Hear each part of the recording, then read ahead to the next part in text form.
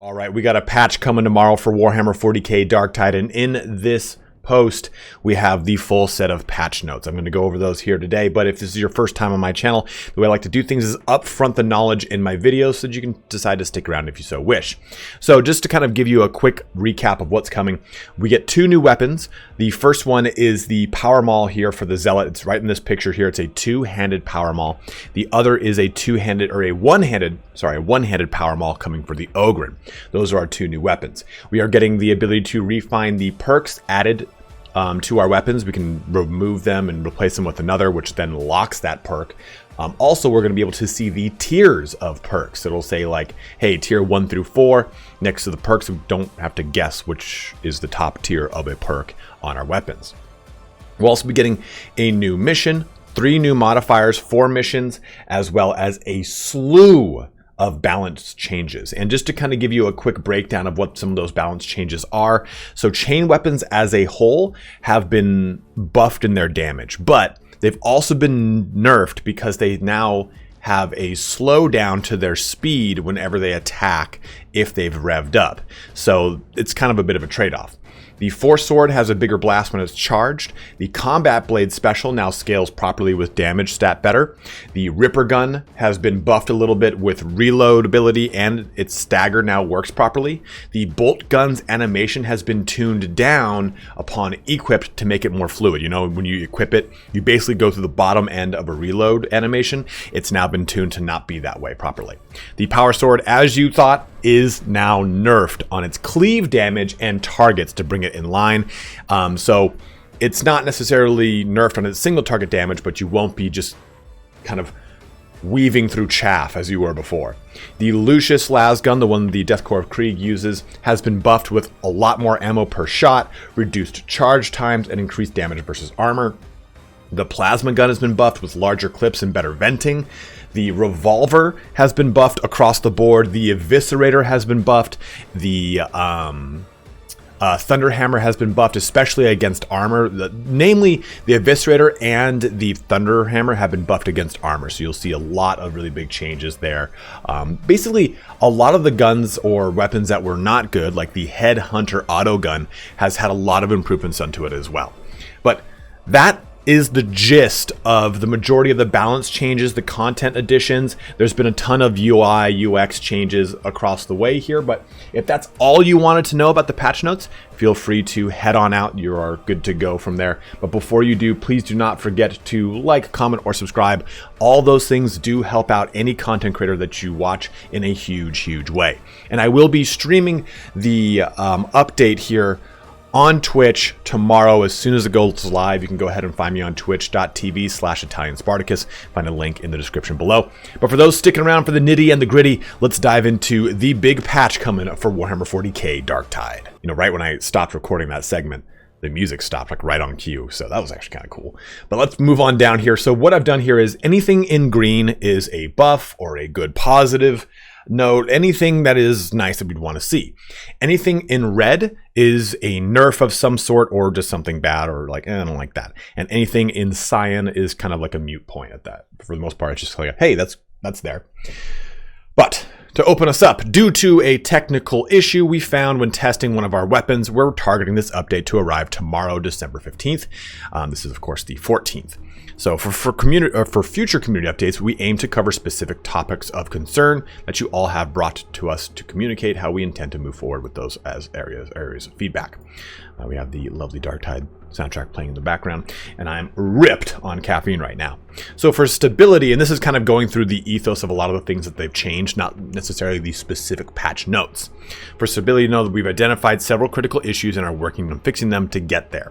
And if you're reading this for the first time, it kind of doesn't make a lot of sense because it makes it sound like they're working on these things and they haven't fixed them.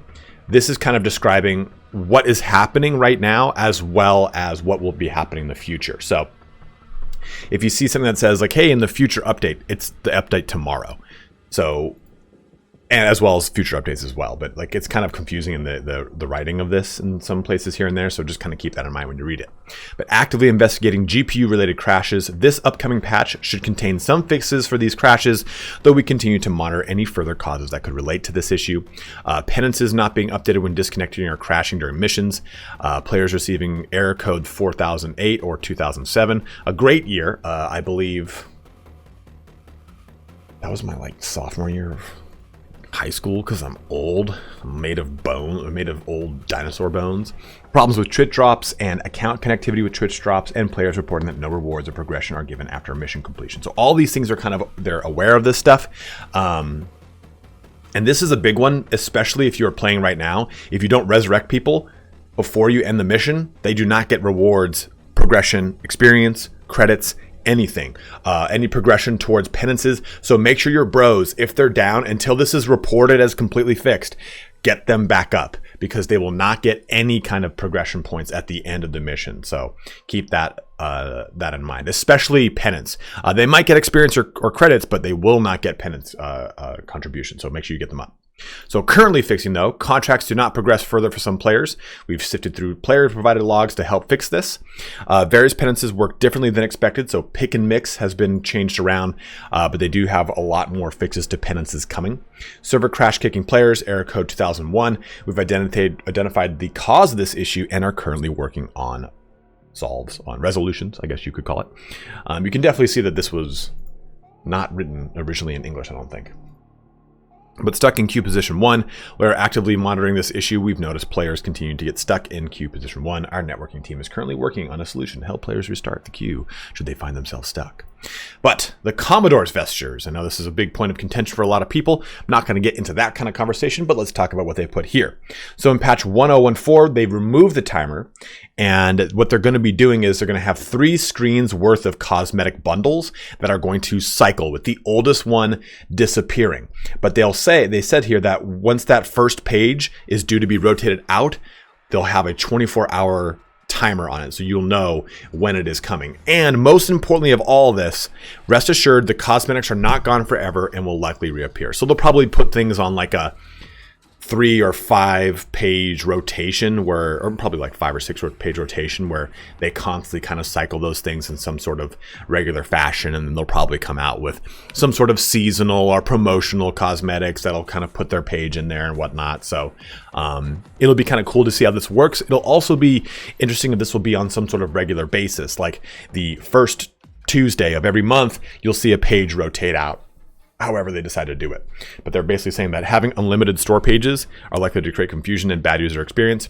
I understand that. Definitely playing Vermintide 2, it can be a little overwhelming with the amount of cosmetics that are poured into it, with like the weird mismatching kind of chronology. What the hell word did I just say? The weird mismatch of how those cosmetics are kind of sorted too, so it can be confusing for new players. I can understand that. But content drop, the Signal. A new map, 2 new weapons, one for the Zealot and for the Ogryn, the new Refine option in the crafting menu, the inclusion of private games, and the addition of 3 new conditions. Oh yeah, forgot private games. So this kind of gives you an idea of how this is going to progress as far as a mission standpoint goes. Kind of cool, kind of interesting here. But 2 new weapons, the Indignatus Mark, not Mach, because I'm not an idiot anymore. Mark 4E Crusher, a 2-handed power maul for the Zealot. The Achilles Mark 1 power maul, a 1-handed power maul for the Ogryn. Private play is now available when starting a mission from the mission board for strike teams of 2 to 4 players. Absolutely huge. Really, really nice. Like to see that way you can kind of maybe focus on your penances and stuff like that. I wonder if there will be kind of a restriction though for some things, like, hey, you can't get certain penances done in private play. I wonder if they're going to limit that.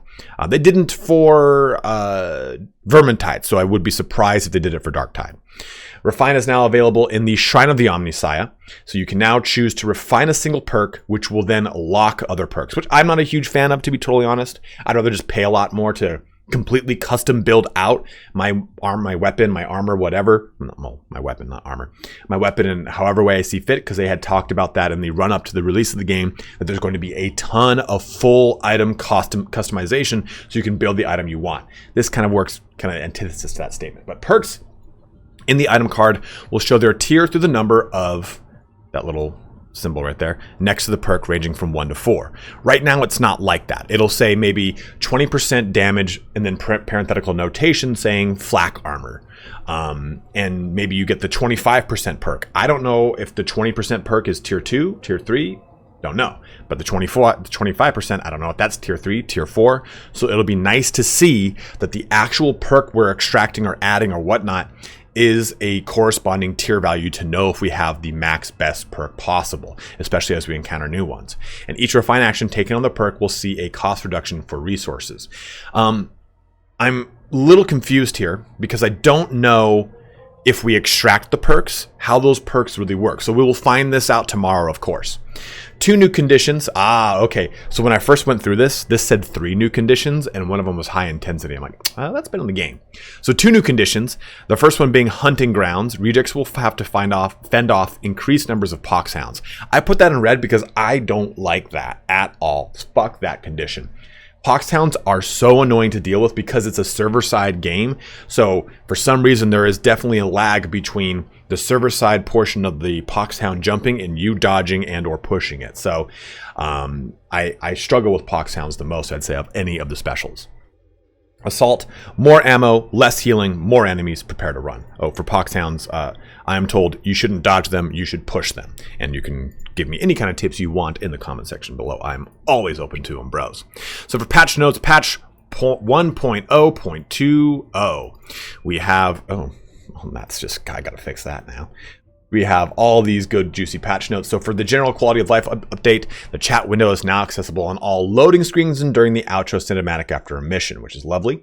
The option to merge strike teams during the end of round screen has been temporarily removed while we improve this functionality. Just kind of a meh for me. Added 2400 Aquila packed, so cosmetic bundles can be purchased at face values. So now you can just buy that outright if you so wish.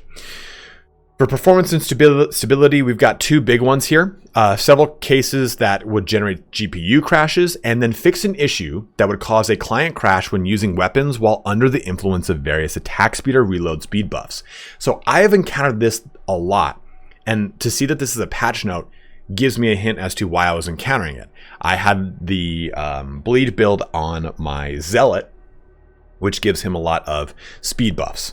And namely, of course, attack speed buffs. And I was only really crashing when I played my Zealot. This is where that comes from. So now I'm seeing that, hopefully, I will now see that this will reduce the amount of crashes I'm experiencing when I play Zealot. Fix various, numerous, and other unspecified crashes. So for contracts and penances here, an issue was detected in the penance pick and mix where in some circumstances not be awarded as expected. So that has now been fixed. For weapons, we have tons of stuff here. Tons and tons and tons of stuff. I've ignored things like, would stay in ADS and stuff like that because that's just kind of something we'll adapt to. Unless it's a real egregious change, I'm not going to really highlight it. But the Assault Chain Axe and Heavy Eviscerator should now apply the appropriate movement slowdown on light and heavy attacks. So I put this in red because that's going to definitely change up the way you use your Eviscerator and your Chain Axe. Hopefully with the buff to the Eviscerator, it's not going to be too big of a deal, but the Chain Axe might kind of get knocked around in its tier placement, quote unquote, in your choice of weapon. It should now be possible to cancel a reload by using the weapon special on the Zerona Mark II quick draw stub revolver. The stub revolver in general got a lot of really cool buffs here. Fixed a bug where the weapon stagger in the control/collateral stat didn't work as intended on the weapons like the Ripper gun. So if you're using your Ripper gun, you're now going to get much better weapon stagger out of it, which is nice so that if you kind of get in the middle of a big volley and you have to reload, you've hopefully dealt out enough stagger to get your ability or to get your reload off in time. Fixed a bug where the Flamer and the Purgatus staff secondary attacks would not damage enemies if the attack was too short. Did not realize that was a thing, and it's nice to see that it's fixed. Force Sword weapon special now creates a larger blast on damage and killing heretics.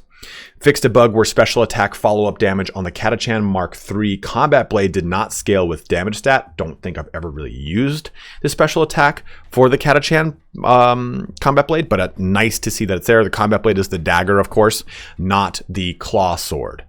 There's the Catachan claw sword as well. And I guess some people call it the Catachan, but I've been calling it Catachan for 20 years, so fucking shoot me. Fixed a bug where the Ripper gun's reload can be interrupted such that you can fire it without a magazine. So kind of put that there as a meh. But for the specific weapons here, tweaked the bolt gun, added in equip variations, and reworked original equip to make the equip animation less repetitive and frustrating. Because like I said, the equip animation is the tail end of the reload animation. And right now, if you press reload on your gun, as soon as that ammo goes from 0 to whatever its max amount is, or whatever it was to its max amount of ammo, you can cancel the animation. In the event of the bolt gun, you can cancel the animation by switching guns. In the event of the bolt gun, it was the tail end of the reload to re-equip it anyway, so you weren't saving any time. Fixed an exploit though, where the weapon swapping at the right time will result in a much faster reload. I was not aware of that, but as I just mentioned everything, right? But I put this in red so that those of you that were aware of it, you can no longer do it.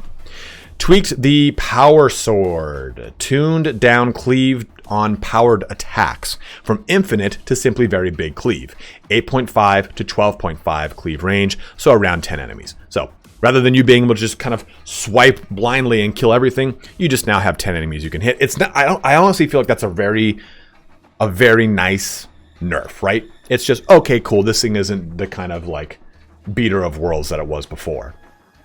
Added damage fall off for targets beyond the third on heavy activated sweeps. Scales from 130 to 260 at targets 1, 2, and 3, down towards 50 to 100 at targets 8+. Again, totally acceptable. I'm not upset with that as being like, oh, Jesus Christ, they gutted the thing. Like, that kind of feels more in line with the rest of the weapons in the game, rather than it just kind of feeling like they nerfed it into the ground and it can't really perform. Now, this is all me reading it on paper. When we actually get into the game tomorrow with the new patch, again, we'll be streaming that on my twitch.tv/ItalianSpartacus. You can check that out. We'll test some of the stuff. Tweaked the Lucius pattern lasgun. Again, this is the charged up shot that the Deathcore of Kree uses. Pushed ADS field of view to 65 to clean up sight a bit. Increased time until 4 shot across all marks.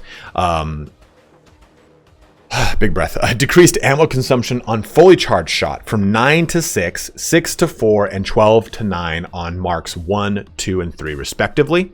That's a really nice drop there, right? Reduced charge time ranges until fully charged. So Mark 1 would go from 1.0 to 0.05 down to 0.8 to 0.4. So a nice about 20% drop in its charge time.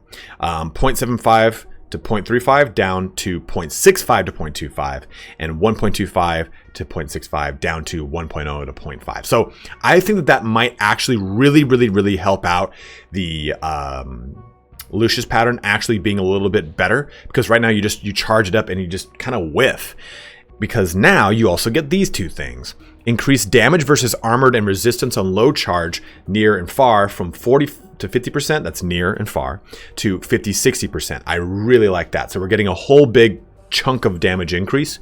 Increased minimum charge scaler for Mark II charge shot from 30% power to 40% power, and reduced suppression sway and baseline sway. So hopefully you don't get motion sickness using the damn thing anymore. The plasma gun, though, has had a lot of big changes too. Increased the clip size range from 75 to 150 from 60 to 100. So even on your baseline, the new minimum for it is already better than almost your maximum, right? It's 25 less than that. So still 1 clip in reserve with matching adjustment. Improved vent durations. Both active venting is now 3 seconds, down from 4 seconds, and passive venting now 15 seconds, down from 20 seconds. That's a 5 second. That's huge. Adjusted vent speed curve over thresholds and lowered the high threshold from 260 down from 70.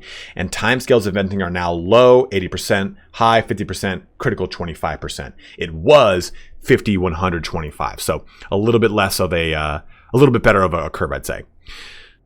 Retuned vent damage to a player 2. It should be in the same ballpark, but scale more aggressively. So lower overcharge gives less damage. I really like that change right there.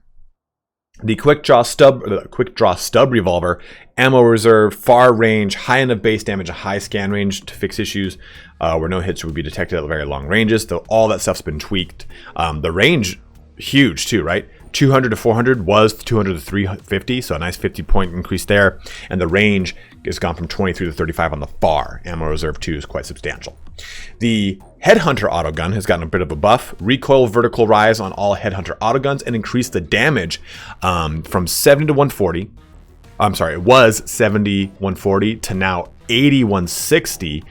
80 160 to now 100 200, and 75 150 to now 90 180. The Agrippina is my favorite one of both the Headhunter and the braced autogun. Tweaked the heavy Eviscerator. Take a look at That's like check and take put together. Take a look at this out. Increased baseline damage to armor mod versus flak armor from 30% to 50, and infested from 75 to 100%. So all of your poxwalkers you're doing so much better damage to them. Increased baseline impact armor mod versus flak armor from 50 to 75, maniacs from 50 to 75, and carapace from 50 to 75 on light attacks. Increased horizontal light attack damage from 25 to 50 to 35 to 70, adjusted target follow-up to match, and diagonal light attack damage from 3570 to 4080. Dude, the heavy Eviscerator I think is now going to play real heavy, real heavy here. The Thunderhammer 2, a lot of good changes. Flak armor 75 to 90, and carapace armor from 1% to now 25%. And heavy attack baseline versus flak 75 to 90, and carapace armor 20 to 25%. A nice little 5% increase. And fixed a bug where Thunderhammer was missing weapon special activate chain from block.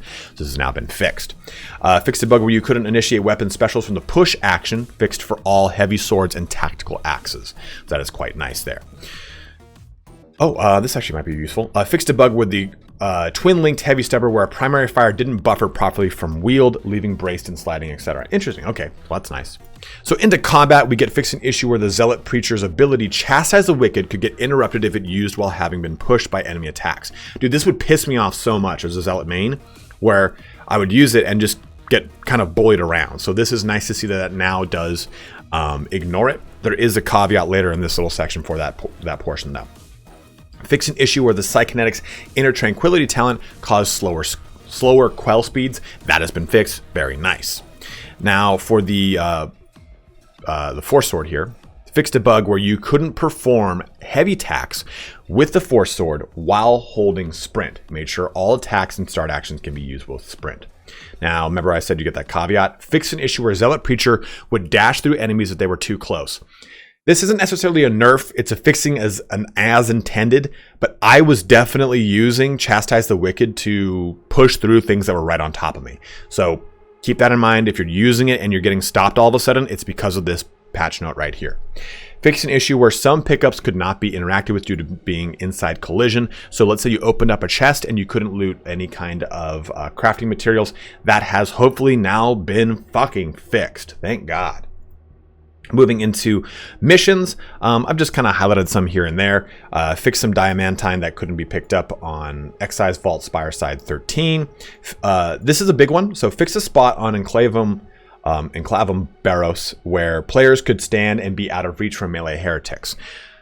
Just know that if you're working on any kind of penances where you're cheesing the map and standing in a location where the heretics can't kill you, it's been fixed on this map. It's going to start probably being fixed on more maps. So if you have any penances where you're trying to cheese them using this stuff like the Psyker or the Zealot or even stuff for the, what's the other guy called? The Veteran? Know that you're probably now going to need to get them done before they fix those maps. So just keep that in mind.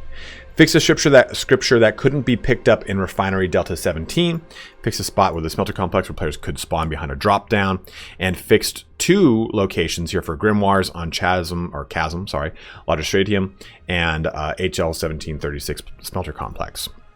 You can now reach the penance menu by interacting with the newly added interaction spot on the hub. And for the VFX, FX, and animations, they fixed cases where dodge sounds were not reliably played for other players and bots. That's very nice. Nothing crazy here, nothing crazier there. But for the UI UX, they added 2 new settings to the settings menu. One for mesh quality and LOD distance, which is very nice. And then texture quality. So you can turn these things down now if you are having problems keeping the game at a solid frames per second. Several UI and UX adjustments have been made surrounding the weapon cards, including a hover item inspect and inventory loadouts, as well as now showing the item level for curios and loadout and its detail card. Thank God. Very nice. Weapon traits that require multiple hits now have clear descriptions as well. And those are the patch notes, my bros. So this is very dense. We have a ton of things being added here. It's the biggest patch since launch, and I'm really stoked to see a lot of things addressed here. There are still a lot of things too I want to see. I want to see some more details on some subclasses, at least just kind of what they have planned. They did say that they want to do a subclass a quarter, so I'd love to see if they're going to be sticking with that. They made that declaration back in October, so it's not like it's that old of some news, but I just kind of want to see what they have planned for subclasses. And it's going to be a lot of fun to see how all these weapon balances kind of shake up the quote-unquote meta of builds and playstyle in Darktide. Because right now, a lot of these guns, while fun, or weapons while fun, felt a little underpowered compared to, the tack axe with bleed build, a combat blade with bleed build. The